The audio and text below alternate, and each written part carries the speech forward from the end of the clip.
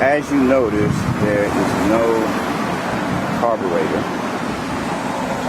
nor is there a gas tank. This is another shot of where the carburetor was.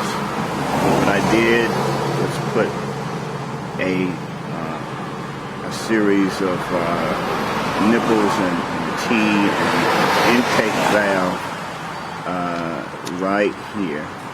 The intake valve right there, adjustable intake valve, and have a shut-off valve, and I'm using as a throttle also. And as you can see, I got it threaded right into where the carburetor was. And also, I have over here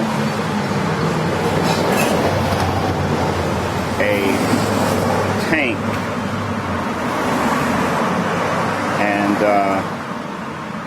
that's used to pump up flat tires. I've put hydrogen on the inside of it. I've released it from a bigger tank, filled it from a bigger tank, and it's sitting at right now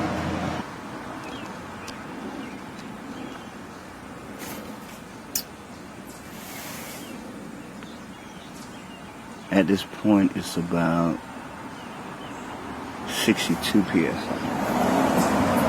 We're going to see how long I can get it to run with that amount of fuel, of hydrogen, H2.